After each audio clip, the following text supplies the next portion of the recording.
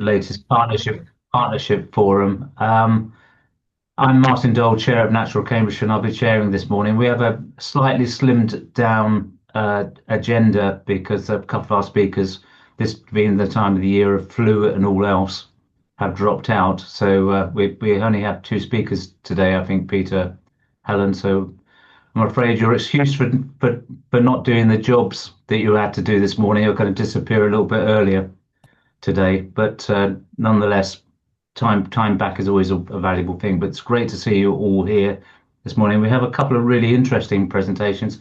The first of which is slightly quirky, but really sounds very interesting, from David Day at King's School in Ely, and then closer to home in terms of where I'm sitting with this morning, there's Mike Anderson Brown regarding Paxton pits. So if we're ready to roll, Helen, then if I can ask David, I can see you in the top right of my screen. Before we do that, just a little bit of housekeeping. I know you're all veterans of coming on these forum and other fora, but if you're not speaking, can you please put your mute sign on? There should be a chance for everyone to ask questions at the end of each of the presentations. But until then, if you could put mute up, and therefore we can get going. And over to you, David, with a splendid background picture rather than the tatty bits I've got behind me. Thank you. Yeah, I didn't want anyone to see how scruffy my study is. So anyway, good morning, everyone. Thank you for taking an interest in our project, which I will talk through. Just before I get going, the background behind me shows this, if I point my finger in the right direction, this is the tree in question, which hopefully you all learn a fair bit about. The building behind me here is the old Bishop's Palace in Ely, which is now King's Ely's sixth form centre, and clearly it's Ely Cathedral right behind. So you can see where the tree sits in relation to those two very historic and heritage buildings. So I will now attempt to share my slides, which I have to admit is not something that I've actually done very often, strangely. Let's do that. And I think so. Oh, goodness me, hang on. Sorry, I've got to battle with the security on this computer. Sorry.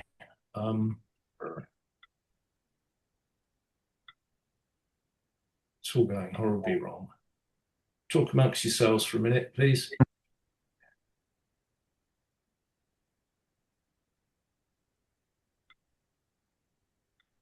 It all works, ready, everything gets sorted out, and you're ready to go. And then when it actually pops up, it's a problem. But yeah, sorry. Is it coming? It's trying to force me to change some security settings, which is unexpected. Sorry. Right, share. Go on. Open system. Security and privacy. Right. Sorry about this. That's all right. I only worked in IT for 30 years. You'd think I would, I'd have a grip of this, wouldn't you? General. Plug it, unplug it, and plug it in again. It's the security settings on this Mac won't let me change anything. Oh, how frustrating. If you wanted to send as a fallback, send your presentation to me, and we can try it. Yes, yeah. And Mike, we may be able to cue Mike in. That might be a good idea to do that. Sorry, That's all right. Not Shall we do that? Let's do that. Let's do that. I'm sorry about this. Mike, would you like to take the number one slot? Yeah, okay. If you're prepared. Well, I hope so. Again, I haven't done sharing on Zoom for a very long while, so hopefully I just click the share button and choose the screen I want to share. Is that as simple as that, is it? Yep. It's supposed to be, yes. All right. Right. Can you guys see that? Yeah, yeah, we can see it. That's great, Mike. Thank you very much indeed. Okay, right.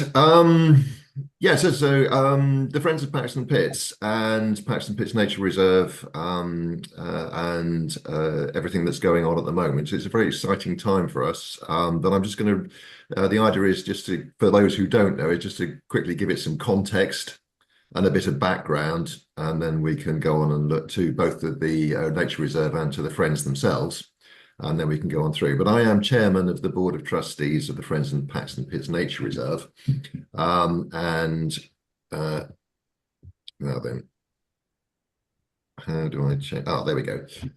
So just want to give it some context in the first place. So this slide is unashamedly nicked from the Wildlife Trust of Bedcounters and North Hants, but it is their slide of basically of the Ouse Valley between St Neots and Erith, and all the what they would say are key conservation sites along that valley.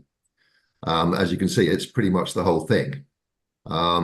And the Paxton Pits is a small part of that, down in the bottom left-hand corner, just above St Neots. So that's where we are.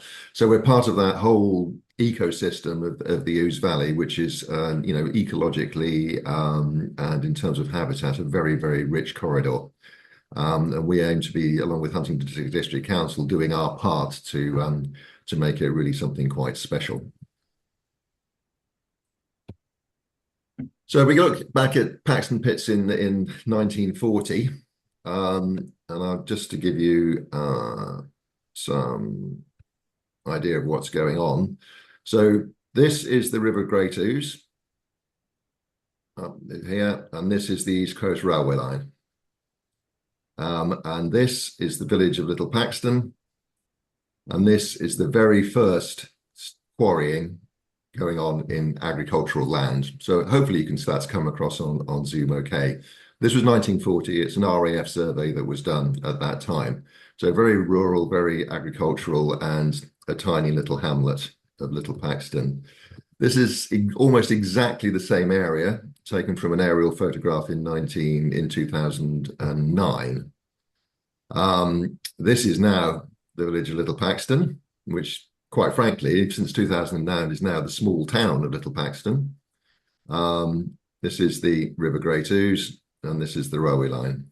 And you can see that what was in 1940 open fields is now really quite established lake habitat. Just to show them alongside each other, you can see really how that's changed. And the slide on the right is basically what we're looking at is an aerial view of the current nature reserve. So Paxton Pits. So what have we got? So we got the map on the right, and I'd hope you've given in context of where it is alongside adjoining the River Ouse, but it comprises about 193 acres, and that depends whether you count which bits you count, but including the triple SI, it's 193 acres, and it really is a very rich mosaic of lakes, riverside, meadow, reed, scrub, woodland, all that type of stuff. We've recorded over 160 species of bird, and we know we have 60 plus breeding on site. And we have teams of people that go out and look at specialist things like fungi and insects. And we're just scratching the surface really of the fungi and insects. I was listening to a podcast the other day where they've been doing insect studies on very, very old established hedgerows in Devon, and they're up to 2,000. Different species have been recorded on a 1 kilometre stretch of this particular hedgerow. So I think we really are only just scratching the surface of what possibly is there. We've recently become a dragonfly hotspot as recognised by the British Dragonfly Society. And we have, from an amenity point of view, there's 10 kilometres of nature trails just on this one small patch. And we have the visitor centre, the toilets, the free parking. The site is actually managed by Huntingdon District Council, and they are supported in their endeavours by the Friends of Paxton Pits Nature Reserve. So that's the pits in a nutshell. Bearing in mind that I was told I had 15 minutes, so I have designed for 15 minutes. So Mike, given that we only have 2 speakers this morning, if you wish to carry on a little longer to this morning, please. Yeah, okay. So as they now say, fill your boots. Yeah, okay. Okay, I might be a little bit more voluble, but only a little bit. Okay, so the Nature Reserve is supported by the Friends. So the Friends were founded in the early 90s, became a charity in 2007. And really the charity's objectives are to support the Nature Reserve for the benefit of the public, whether that's conservation, protection and improvement of the natural environment and so on, and to advance the education of the public again. So there's the two defining objects of the charity there: support the council in running the reserve, and I think we can still claim to be the largest single unaffiliated Friends group in the country. The Friends have 1,800 members, 1,800 members to over 1,400 addresses, which is down a wee bit on our peak, which was 2,400 before COVID. But we had a major clear out of the database and our membership after COVID, but that was prompted by putting our membership prices up. And we discovered that we had, people who were literally dead, who still were paying, standing orders out of almost defunct bank accounts and that sort of thing. So a major clear up, and then we settled down around now about 1,800 members, which for a 190-acre nature reserve is pretty good, and we really are very well supported. So what do the Friends do? Well, basically we provide money and volunteers. Last year we calculated that we clocked up probably about 11,000 hours of volunteer hours. The big chunk of that is running the visitor centre. So we have 70 plus volunteers, of which about 30 are real solid regulars who turn up 364 days a year, and basically serve tea and coffee and help visitors when they come in. And then we have another 70 or so regular volunteers who are out on the reserve doing things like, basic maintenance, landscape gardening, effectively, building hides, repairing paths, and so on. And then we have a huge team of other people, like the trustees, people who do the finances, all our people who deliver leaflets for our newsletters, run the guided walks, and all that sort of thing. So it's actually, quite a substantial operation to run, and to keep on top of. So that's what we're doing currently. Here's just a selection of projects that have been done over the last year.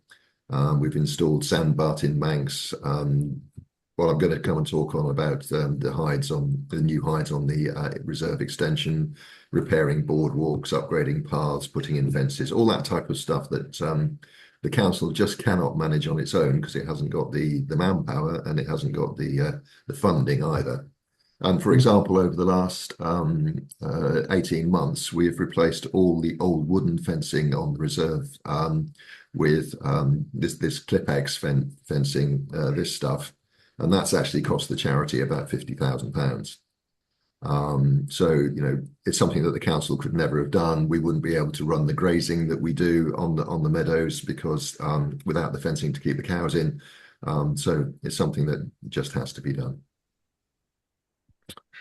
And then just more pictures of the management, creating insect banks, looking after the cows, and hawthorn layering as well. And that's just to expand a bit, if I've got a bit more time, the hawthorn layering is very interesting in that we have lost our understory mainly due to muntjac deer. So muntjac are a real problem. They graze out the understory, that lets everything else in. So people and dogs, badgers, foxes, all that type of stuff.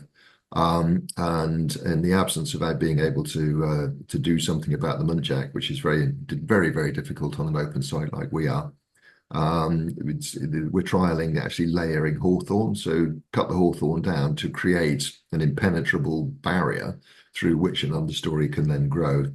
We'll see if we can get our nightingales back, if you like.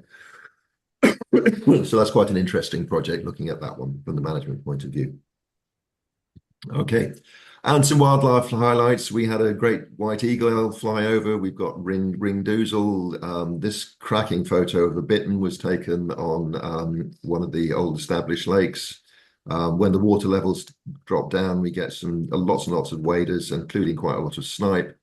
But we've got osprey come over occasionally, marsh harrier. We've got big expansion of egrets. We still have nightingales, but they're a bit further north than they would normally be. And we have 160 species that we can regularly report we've seen those most year. The only one notable absence we have, unfortunately, is the turtle dove. We have lost our turtle doves. They used to be so common they weren't even included in the breeding bird survey. and we haven't had a turtle dove since 2015. For other things, obviously we're very good on bats for some reason. We've got 8 species, and we've got a very, very keen bat group that comes down and does a lot of bat surveying and monitoring.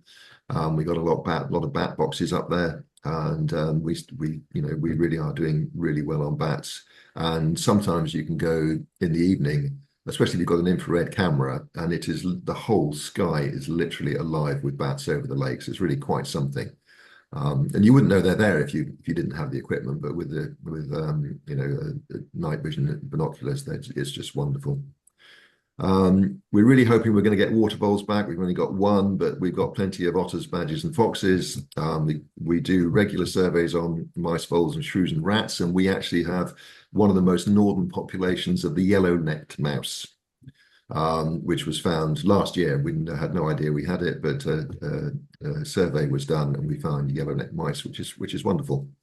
And then we have our problem species, which are muntjac, black squirrels, and rabbits, causing problems as well. But we're doing really well on otters at the moment. For some reason, they really like it here.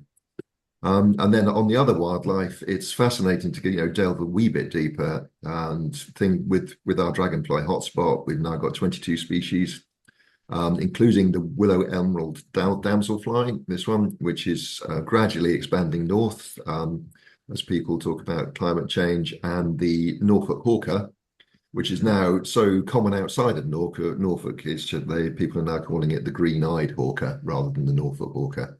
But our site was one of the first where the Norfolk hawker was discovered outside of its home in Norfolk, and it's actually doing really, really well. And just recently, we've got a newly established colony of grizzled skippers, which the lepidopterists are very excited about. And we also get white admirals and clouded yellows on fairly regularly. We've got a good population of newts, a worrying lack of frogs.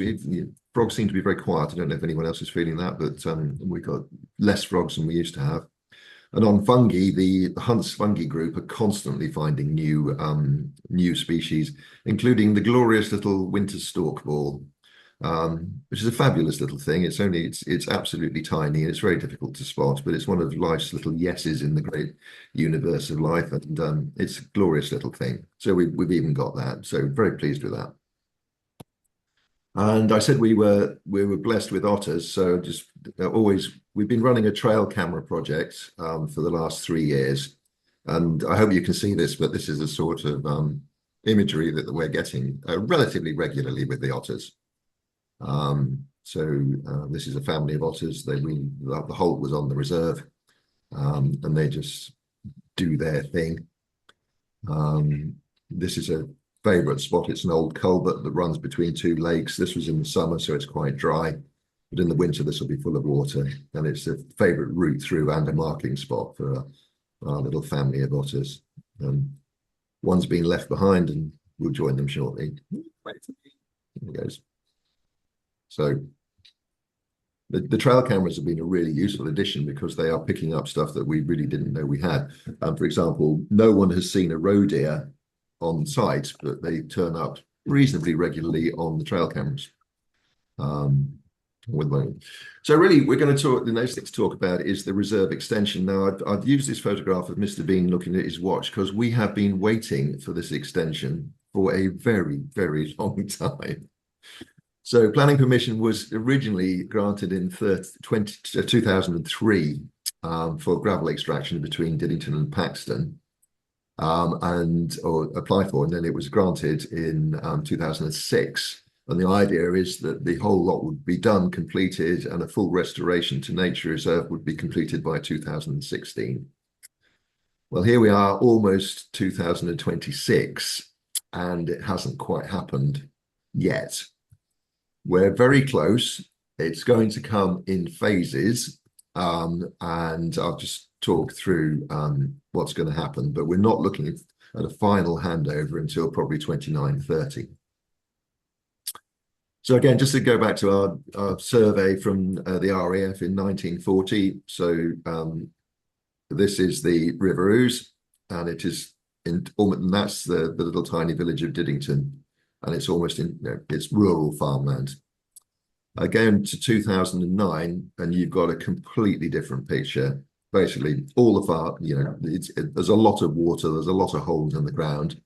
And if we take this particular lake here, this is what we call in Diddington Pit, and this was dug out specially with an island with the fingers. You can see that as a trial habitat. The only problem we've got now is that this was dug out and ready in 2009 to be handed over in about 2012. It's still not been handed over. So this island, which is supposed to be open, for waders and birds like lapwing to nest on, is basically now a wooded island. So we have a really big challenge when it finally does come through to actually return that to what it should be, which is, more of a barren island rather than a willow wood. But again, to compare the two, that's what it was, that's what it is now, and this is the bit that we are going to inherit. So I'll just run it around. So this bit, and that's going to increase the size of the nature reserve from its 193 acres to about 720. It's a big chunk of land. So where we are with the reserve extension, we, as the council and ourselves as the Friends, are raring to go.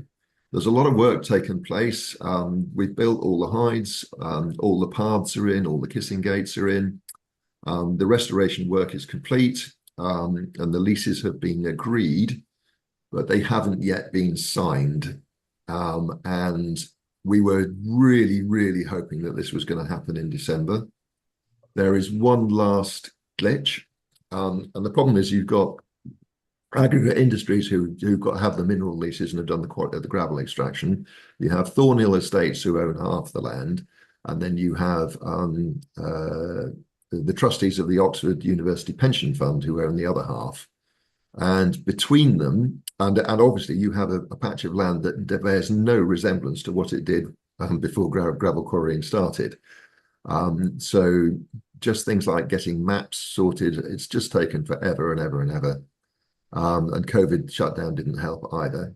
And we are now at the situation where there is one small parcel of land. This is the very latest update for you. That's only about the size of half a football field, that is completely surrounded by Thornhill Estates, but is unregistered on the land registry. So technically, they can't hand their bit of land over until this little tiny piece of land has actually been registered with the land registry. So we carry on waiting. And we carry on waiting. Like Mr. Bean, we're looking at our watches and carrying on waiting. The actual physical reality on the ground is that people are walking around there now. People are going in the hides and really enjoying, the views and everything that are up there. But legally, we cannot take possession of this land and start, doing our thing until those leases are signed. So we're almost certainly looking at the early spring now. But when it's done, this is an aerial view that was taken by Aggregate Industries as part of some of their promotional work. But that is the site, if you like. And this is the current, so to the right of my pointer is the current reserve. And then this is the bit, all this lot that's going to come into the reserve, all these lakes. And this area here is where the final quarrying is being done at the moment.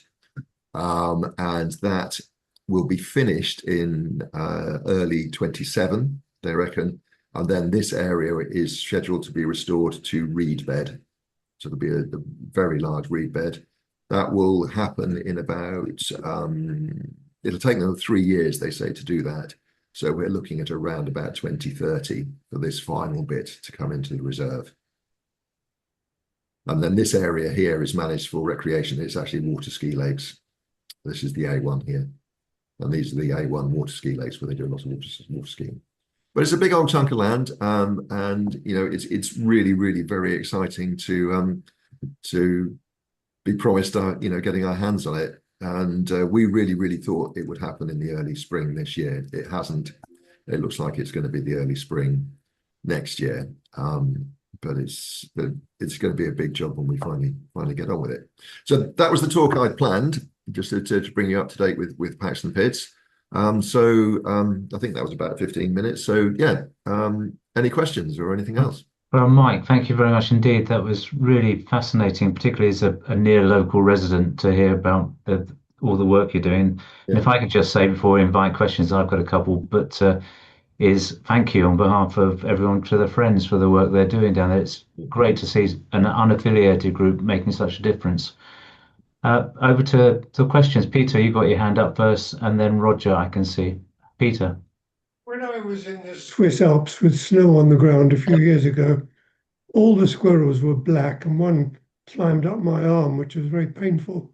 But they're Right. rather rare in this country. Why have you got them?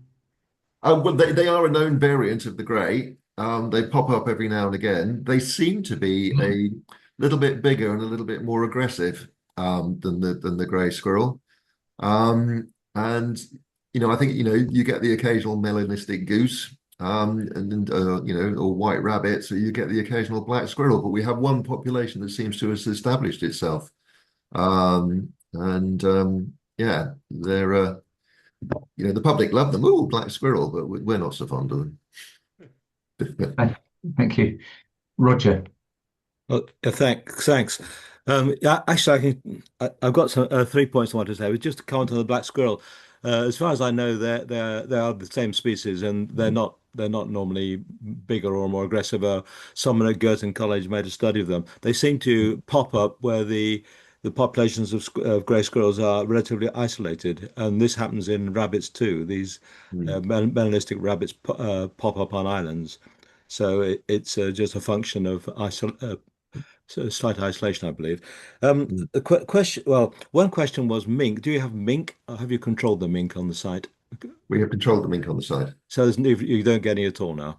Well, if you want the full facts and figures, we started in 2020 with the Water Life Recovery Project, and working with Vince Lee.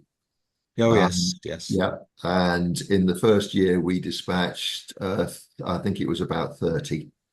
Right, okay. And that number has gradually been going down, and we have 4 live rafts around the site.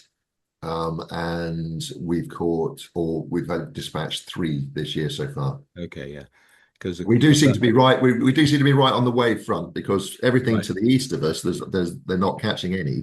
Oh, and of good. course, as you go into Bedfordshire, Northamptonshire, and Lincolnshire, they're still catching quite a lot.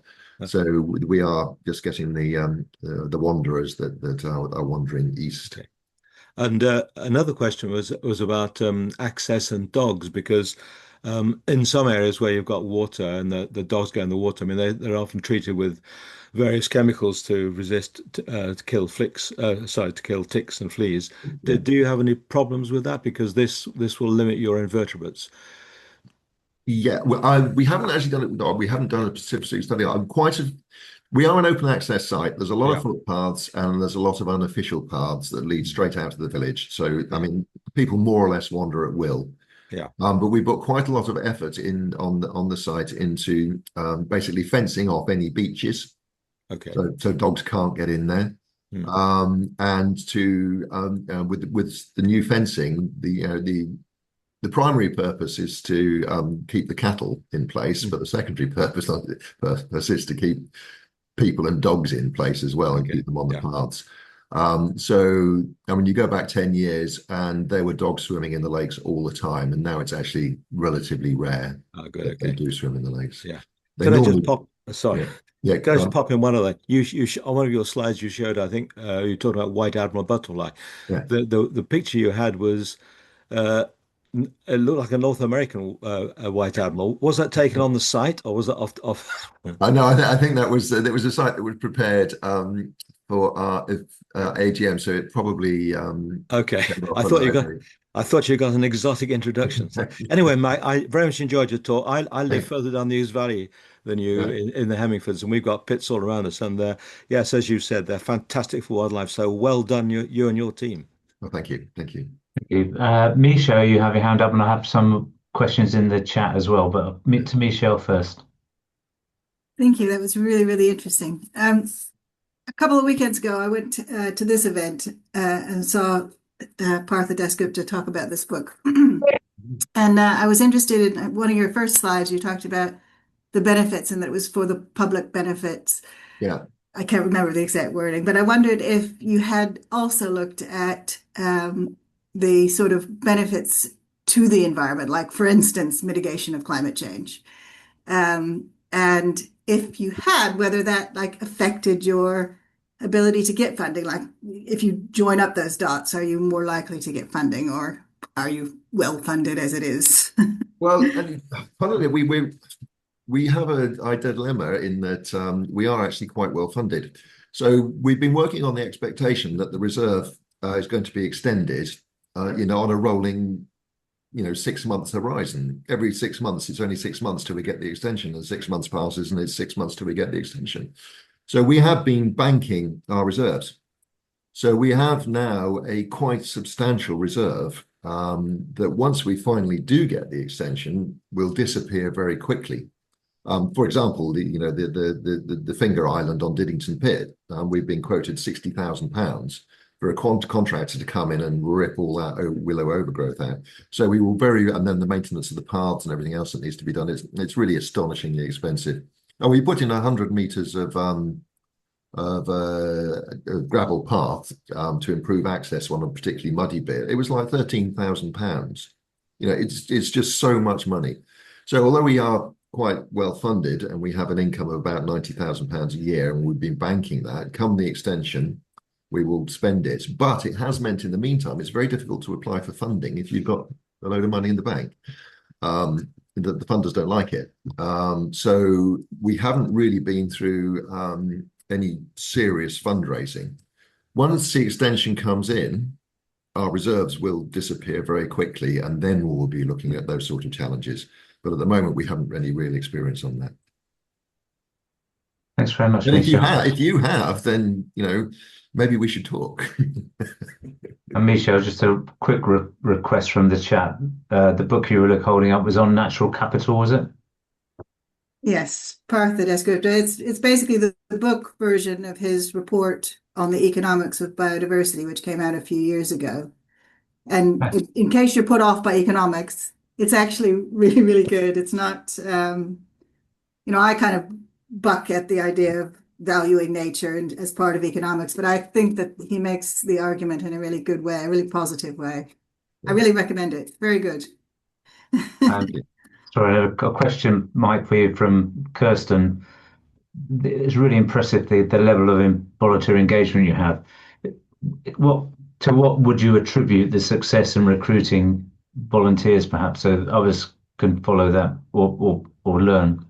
Okay, well, part of it is obviously the council helps because the council runs the site, and they have a full-time volunteer coordinator whose job is to find volunteers. This is across Huntingdonshire, so it'll be for people who are volunteering at Hinchingbrook, for people who are doing volunteering in Huntingdon Riverside, for example, or Priory Park in St Neots. But they have a really quite good recruitment program that they're constantly using. And then for us, for most of it is, I suppose we have critical mass. That's the thing. If people are looking at conservation volunteering, there are two main things they can do: is the wildlife trusts, or locally Paxton Pits and Huntingdonshire. So we do have we are well known in that.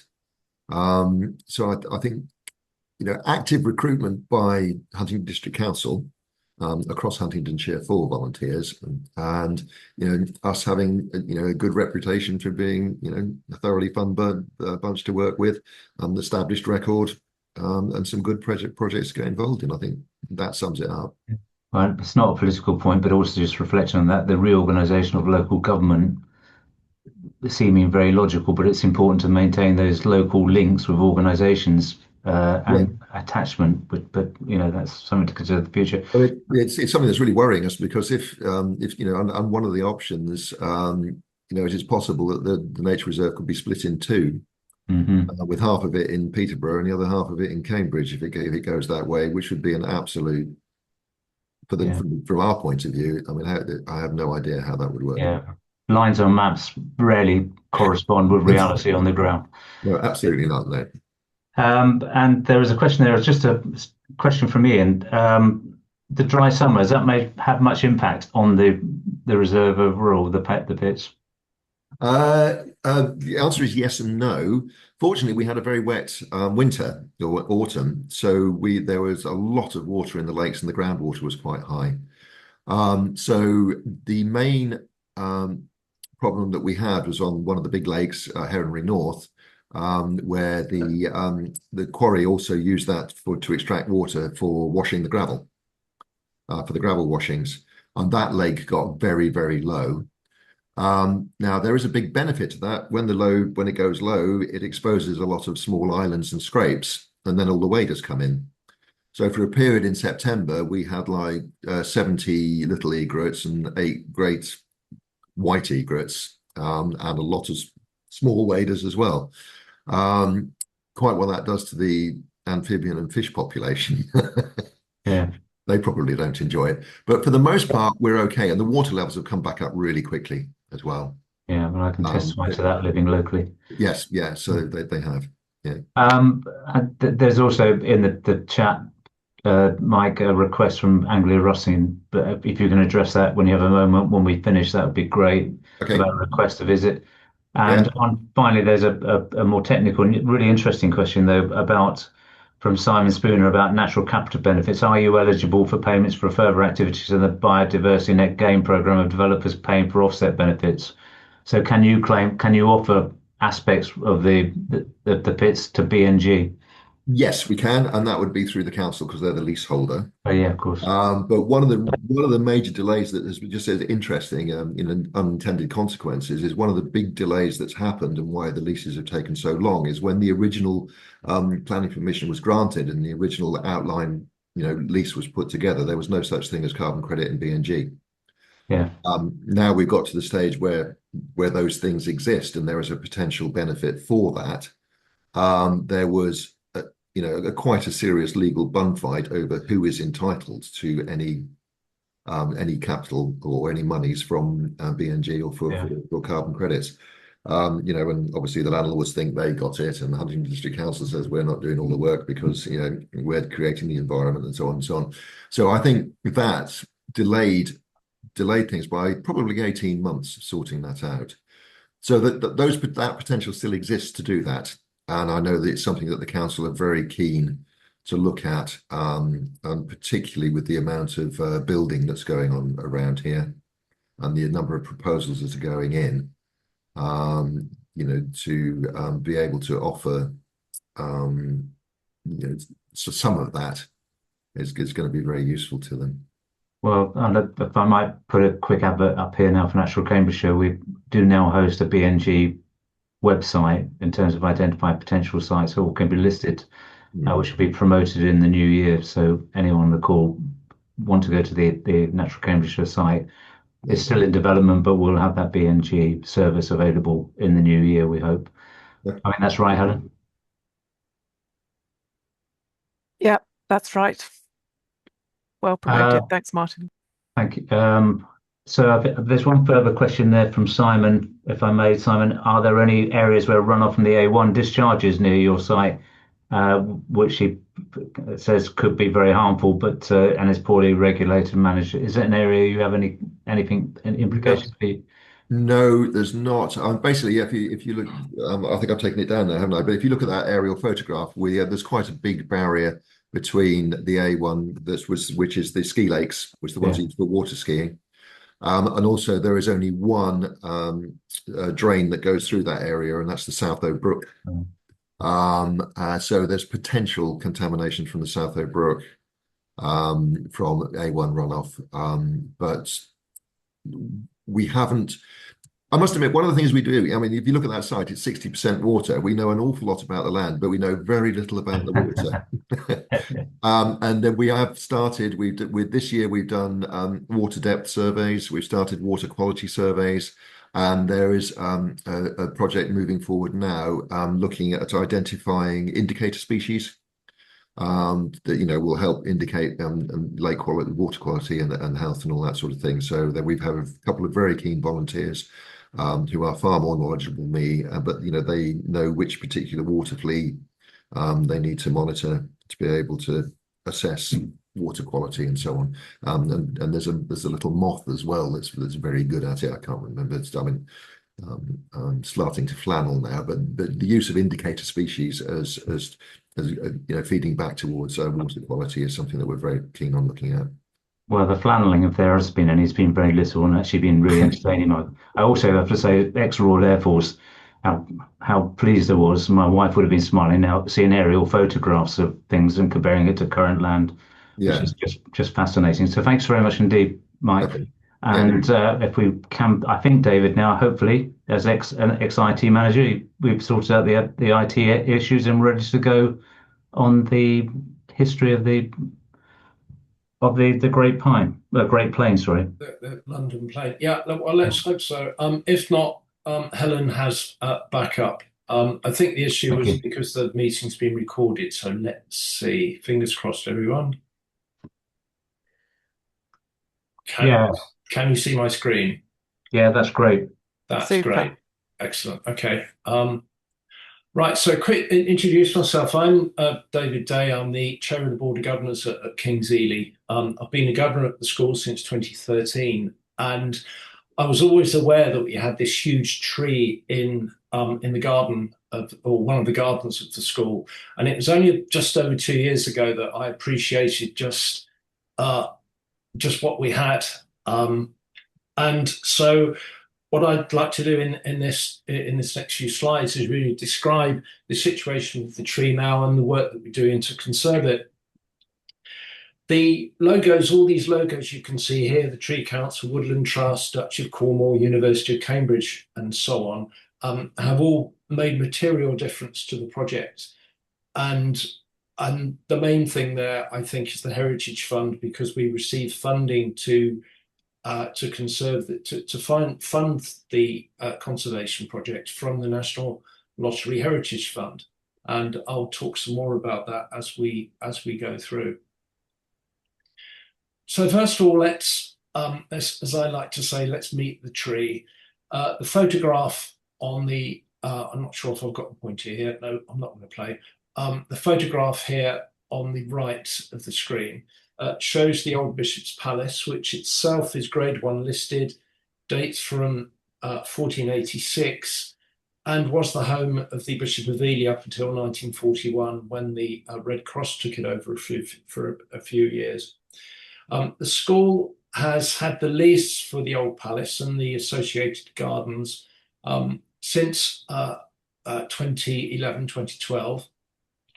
And that lease runs until 2170. So we now occupy this building as the sixth form centre for the school.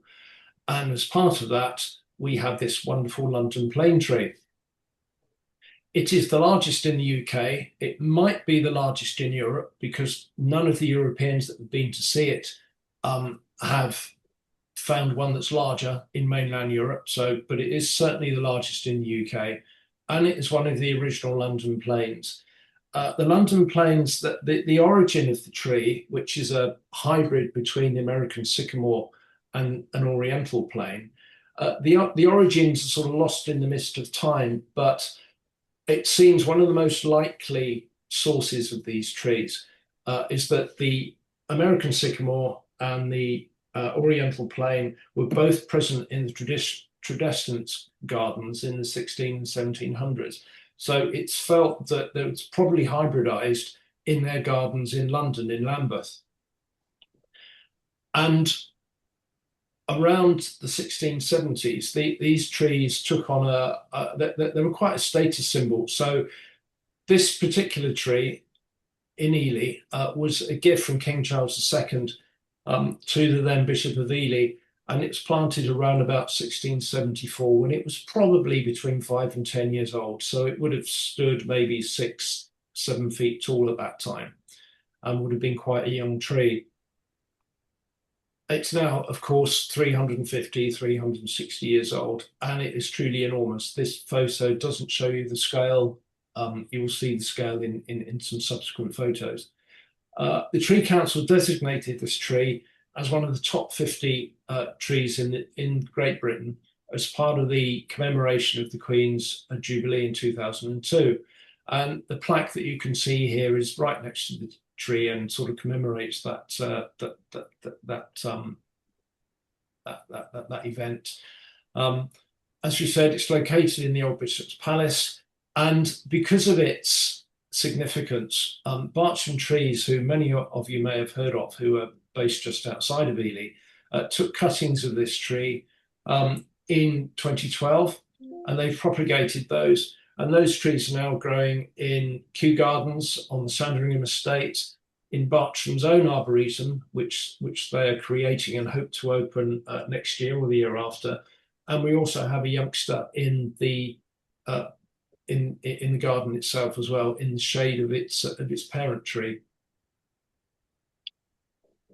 This photo gives you an idea of the scale. So this was taken last year when the Woodland Trust came to visit. The lady in the tree with the pink hair is Baroness Young. At the time, she was the chair of the Woodland Trust. And there's various school people standing around, myself, and a chap called Adam Cormack, who's in the front, who is the campaigns manager for the Woodland Trust. So they've been deeply involved in this project and providing technical advice and advising us on the conservation of this tree. Each one of those limbs that you can see, generally speaking, is larger than any London plane that you'll see in Hyde Park or anywhere in London, just to give you an idea of just how large this tree is. It stands about 42 metres high, so the top of the crown is pretty much at the same height as the roof of Ely Cathedral. Here's an interesting comparison. I love Mike's comparison with old photos and present day, and that's what this slide does for us. Black and white image was created from a glass plate slide that an archaeologist found in an archive in Ely Cathedral last year. And the resolution is remarkably good, considering this image was taken well over 100 years ago. And it shows the tree as it stood then in the Bishop's Palace. The image on the right, it's a photo that I took, I think it was in February last year. So it gives a direct comparison with the two. In the foreground, you can see a pond, and that is fed from a natural spring. So whoever planted this tree in around about 1674 knew what they were doing, because this tree and many other trees in the garden have an ample water supply. So it's one of the reasons that the tree has grown so well. I haven't got the pointer working on this, but if you look at the image on the left, you will see there is a limb sort of coming out, pointing really towards the viewer. That limb is no longer present. It fell off in July, on 25th of July 1937, as reported in the local paper at the time. And that's left a bit of a wound in the tree, and that's the source of the decay in the tree that requires conservation. So this gives you an overview of the project. There's a fair bit of text here, but I'm not going to read through it all, but I'll just give you the highlights. So we applied for lottery funding towards the end of last year to help conserve this tree. And it was wonderful because they actually gave us a grant for the full cost of the conservation, running over a 4-year project, which started in February this year. And it's, as far as anyone's aware, it's the first time the National Lottery have funded an individual tree. So from a tree conservation point of view and a heritage tree point of view, that's a really significant event, because it's if you like, it's a government organisation recognising tree as heritage, and that helps to feed directly into all the arguments around the problems of protecting heritage trees, which really became into the public interest with the felling of the sycamore gap tree. So we've used that money in a number of ways so far.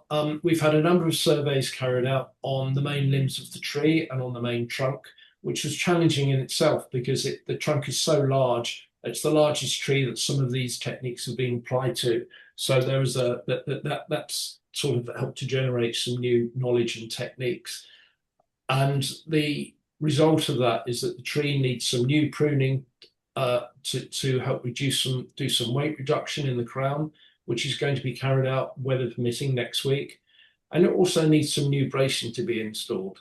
When that limb parted company from the tree in 1937, some bracing was installed, which is clearly very old now, and some additional bracing within the main limbs of the tree was installed in the 1980s and in the 1990s.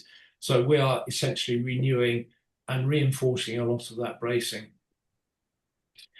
And what we wanted to achieve was an innovative solution that still supports the structure of the tree, but allows it to move and grow naturally.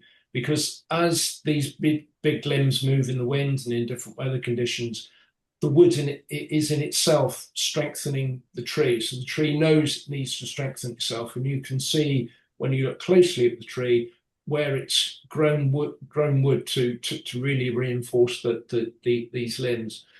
So it's important that whatever solution we came up with allowed the tree to continue doing its natural development. Now, as I hinted at earlier, my background's in technology, and I spent a lot of my career working in monitoring systems, doing real-time monitoring and analysis of sort of various engineering things. And so we thought, wouldn't it be a good idea if we monitored the tree? So a couple of phone calls later, and the wonderful people at the Department of Engineering at the University of Cambridge agreed to come and get involved with this tree. And they've installed monitors, accelerometers onto the tree, which allow us to monitor the tree in real time throughout the seasons, so we can see how the tree moves in different weather and different wind conditions.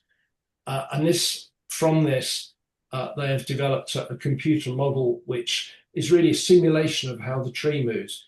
And we are using that data to help design the bracing for the tree. And this will allow us to, we've been monitoring the tree now for about a year. And when the new bracing is installed, which is going to happen in the spring, we'll be able to do a before and after comparison of how the tree responds to that intervention. And the knowledge gained from this will certainly help feed generates new science and generates new knowledge as to how trees behave and how these interventions, which are commonly carried out on trees, actually have an impact on the tree itself. So we'll be publishing joint papers with the university in various conferences and various journals in order to spread the knowledge for this, because we are generating new knowledge and new technology here, and it's important that we spread that and that it's then used to benefit other heritage trees. So here's an interesting image. One of the things that the university did was to carry out a laser survey of the tree, which is a resulting image, and this helps them to develop their computer model. And they use lasers positioned at various points around the tree to generate 3D images. And there's a slightly ghostly image of 4 of us standing at the bottom, towards the bottom right of this image, as the survey was being carried out. So that's myself, one of the grounds and gardens manager from the school, and the team from Cambridge. From that, they produced a 3D printed model, which stands, it's about 10 inches tall, I would say, this model. And you can see different coloured threads that we've tied in amongst the different limbs. And they represent the existing bracing and the new bracing, which we're planning to install, again, which is all being fed by this computer model simulation that the university have developed. In this particular instance, the blue threads, if you can see those, are the existing bracing, and the red and yellow threads represent the additional bracing which is going to be installed. And hopefully you can see that moving image on the right. So it's a chap called James Talbot, who's the associate professor at the university, who's leading the university project. And he phoned me on a particular windy day, I think it was late spring this year, and wanted to come and video the tree. So he came into the garden with his iPhone and videoed the tree moving in this 35 knot wind. And they then have some software which allows them to analyze the video footage to look at various frequencies and how much particular things are moving within that image. And what you can see here, the red and the yellow highlights a particular frequency of that branch which you can see is moving in the tree. And what it shows is that there is if any of you have a sort of technical background, there's a thing called a resonant frequency, which if something is vibrating or moving, you get a particular very high peak of movement, amplitude of movement. And we've discovered that one of the limbs in the tree has a resonant frequency of 0.4 hertz. And that movement can be damped out using these techniques in association with the design of the tree's bracing. So what could be viewed as a potentially hazardous frequency can be damped out, making the tree's structure even more integral. So I've mentioned the plan to publish papers. The tree is also being used as a case study in various reports by some of our partners. On the left, you can see there's a sort of front cover of a paper which was produced, a report that was produced by the Tree Council and Forest Research on behalf of DEFRA, looking at how we can advise governments and influence future legislation to protect trees, as it says here, of high social, cultural and environmental value. So you can generalize that and say heritage trees that mean a lot to people, such as the Sycamore Gap tree that was felled. And this project and the London Plain in Ely is a case study within that report. The image in the middle at the top of the screen is the Tree Council webpage, which talks about this. At the bottom in the middle, the UK Parliament, I mentioned Baroness Young. She has a private member's bill sitting on the books in Parliament to introduce legal protection for heritage and important trees in the same way as a Grade 1 listed building is protected. And she wants to use, should that come to be debated in Parliament, she wants to use our tree as, again, as a case study, as an example of the requirement to provide funding for these sorts of projects, because you can see, to conserve a tree and carry out surveys and so on, it requires a considerable amount of money. And generally speaking, someone who has a heritage tree on their land isn't going to have access to those funds. And on the image on the right is a screenshot from a journal, which is a newsletter which the University of Cambridge had published in the autumn. And this gives a summary and an overview of what the Cambridge engineers have been doing in their involvement in this project. An important part of the funding from the National Lottery is to ensure that the tree is accessible to the public and that to all members of the public, and that the community can participate in the project.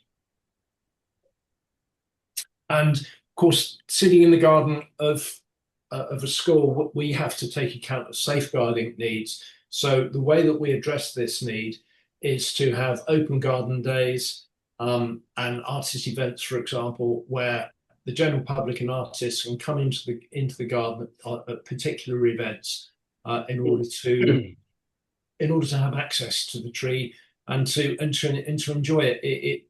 You find when people come to see this tree within this garden, it does elicit a direct emotional response from people, even from people who aren't that interested in trees, because it's such an impressive beast.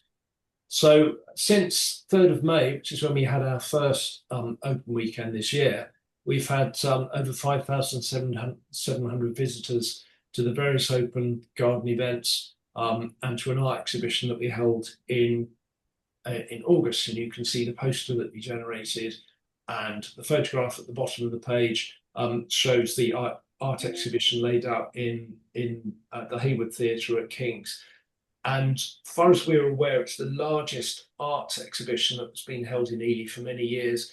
We had well over 200 framed works of art, hundreds of unframed works of art and cards, and we had a lot of visitors over the week that the exhibition was open. We try and coincide these open garden days with events that are organised by the local tourist information centre and Visit Ely, so that we can take advantage of as many visitors as possible. And it's wonderful welcoming people into the garden, and especially people who actually do play the National Lottery, because it helps them to see where some of their funds are going. And the other key thing that we do is we open the garden during Heritage Open Days, when the school opens a number of the school properties, which again are Grade 1 listed buildings, to the general public during Heritage Open Days, which are held in September. And I also I give talks along with a chap called Adam Cormack from the Woodland Trust about heritage trees in general and this project in particular.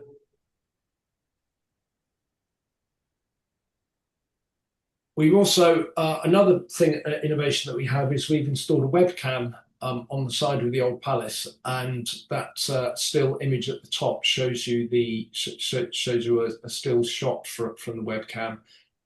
The plan is that we have I'll show you in a minute, but we have a web page on the Tree Council's website relating to the tree, and this webcam footage is going to be available through the Tree Council's website to anybody to view.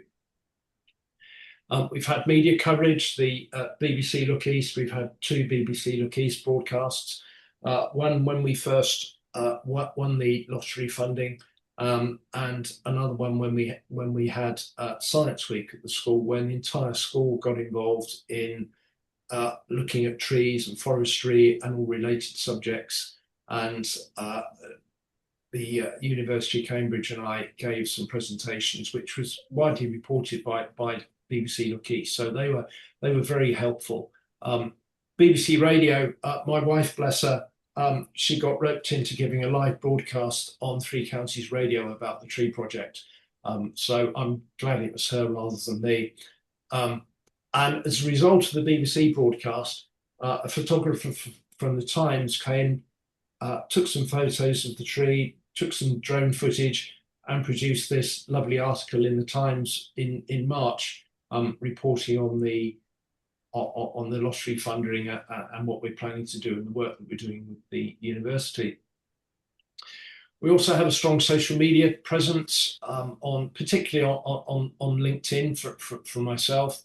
I'm also started posting things on Instagram as well, but also the Woodland Trust, the Tree Council, and several other organisations are also promoting what we're doing and raising awareness on social media and through joint press releases, all of which promotes participation and encourages people to think about heritage trees and why they are important.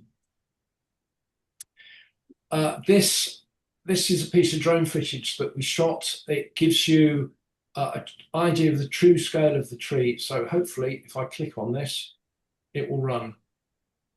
And it runs up vertically beside the tree and just gives you a true sense of the scale.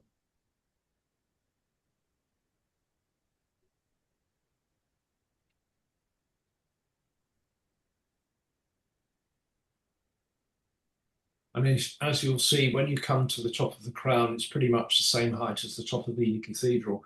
This was shot over 2 years ago, and each year the tree puts on about 18 inches worth of new season growth, so we would expect it to be even higher. So that gives you a lovely impression of the tree and alongside the cathedral and over the view across the fens. Any questions? Just quickly, this image in the middle here is the landing page for the London Plain of Ely on the Tree Council website. And if you wish to follow updates for the project, I'm post a lot of stuff on LinkedIn and also on Instagram, as I mentioned. So do we have any questions? David, I think there's quite a lot of questions come from the chat room, which I'll just refer to in a moment. But first, I want to say thank you to you and to the school for being such good custodians of the tree and taking the project forward in this way. Well, thank you, Martin. We're very passionate about the tree, and in fact, other trees. The school, over different parts of Ely, occupies about 75 acres overall. And we have many, many trees, some of which are well over 200 years old. Right next to the London Plain is an enormous ginkgo, and all the tree experts that have been to see our tree say if it wasn't for the London Plain, the ginkgo would steal the thunder. So we're very passionate about trees and the environment, and we are the custodians for this tree in but a blink of an eye in its lifetime. So we have a very strong responsibility to preserve it for future generations. Thank you.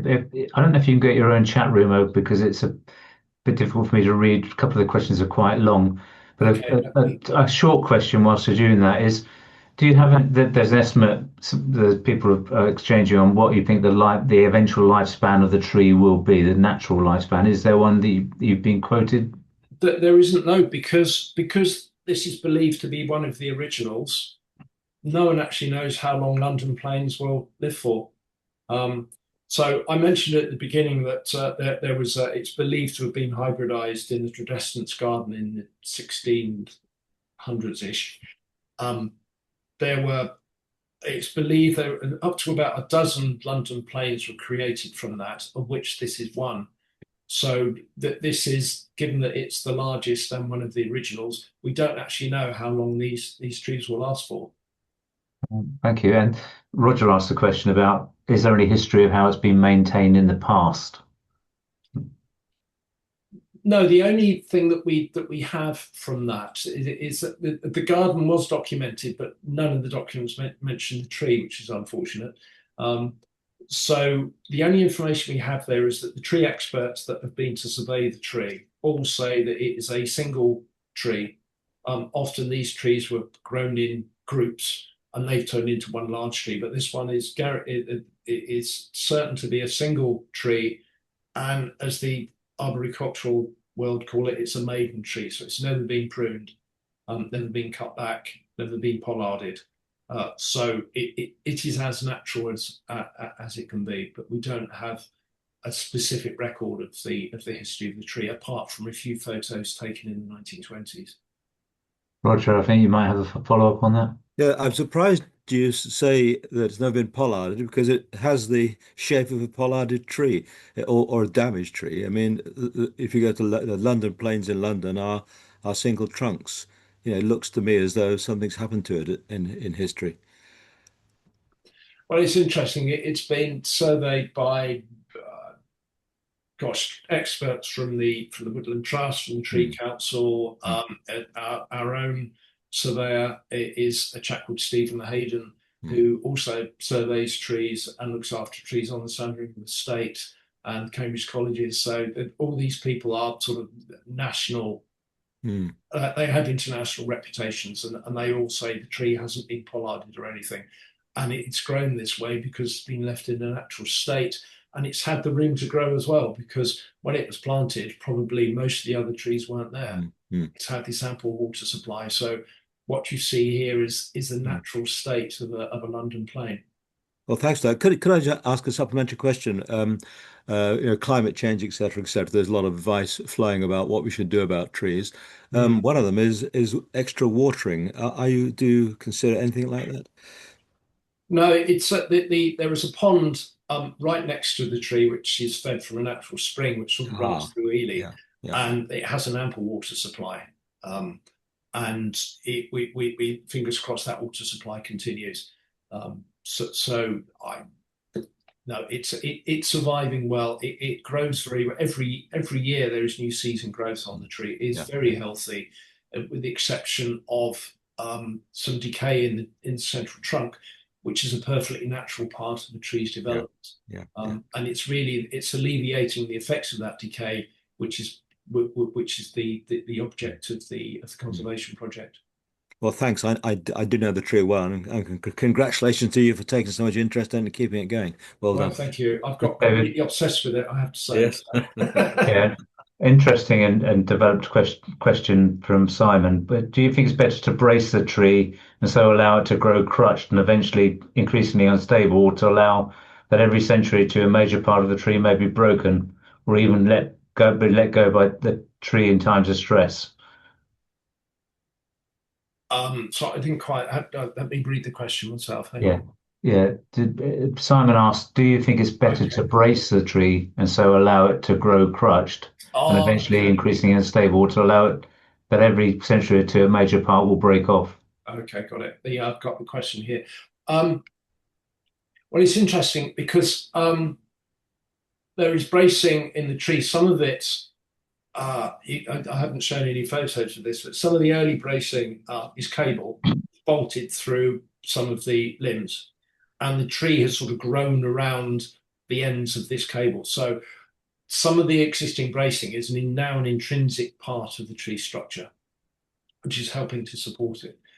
And with the monitoring that we're doing with the University of Cambridge and the bracing experts that we're working with, who also brace trees on the Sandringham estate as well. So these are, these people are highly expert in what they do. We are essentially supporting the tree as it stands, in order to stop things like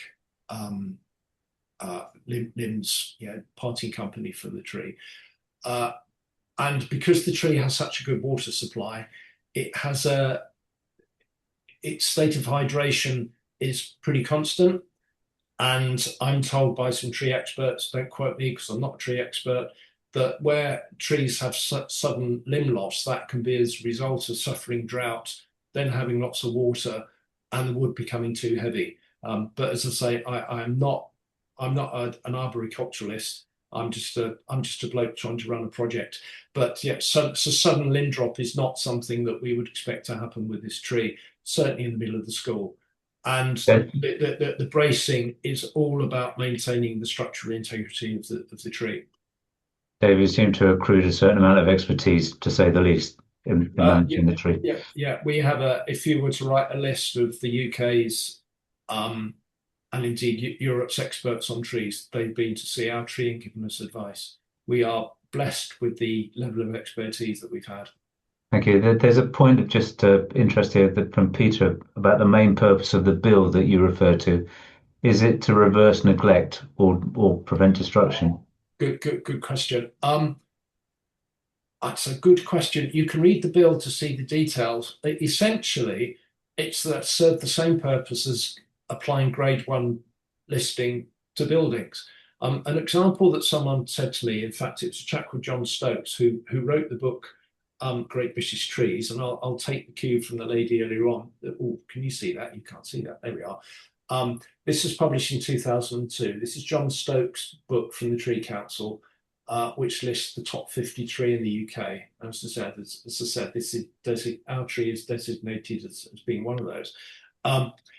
He said, if you take an example of say an elm tree or an oak tree that was planted 300 or 400 years ago, and then 200 years ago or 100 years ago, someone felled that tree and built a building out of it, and then that building becomes precious, that building could have complete legal protection, whereas the tree next to it wouldn't.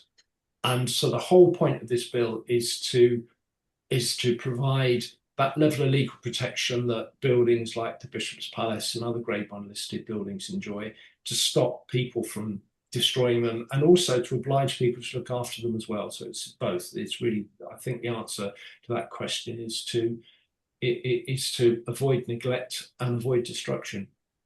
Thank you. A quick further question. I think this needs to be the last one for today. Are there any bats roosting? I need to put my glasses on. Roosting in the tree. Any bats? No, we don't have any bats. We have plenty of pigeons and some rooks and so on, but there are no bats in the tree. There are peregrine falcons in Ely Cathedral, so that may explain why. I'm not sure, but we don't have any bats in the tree. Great, thanks. Thank you so much, David, and thank you also earlier to Michael. There's a couple of fascinating presentations this morning, and though shorter than a normal forum, I've learned a lot this morning and really engaged me this morning. I hope all others. So thank you very much indeed to everyone, and have a great and Merry Christmas, and see many of you again in the new year. So thank you. And thank you also, as ever, to Peter for organising the forum, and also to Helen with Helen's assistance. Thank you all, and go well. Yeah, our next forum will be on the 11th of March. If any of you in the audience wish to speak or have any suggestions for speakers, please let us know. We also may be considering visits to some sites, so helping to raise awareness of the wonderful nature in our county by promoting the sites through helping to organise visits. So watch this space, and this is your forum, so please let us know if there are things that you would like us to see covered, and let's organise it together. Thank you. Great to see everybody. Thanks very much indeed, everyone. Go well. Bye. Bye.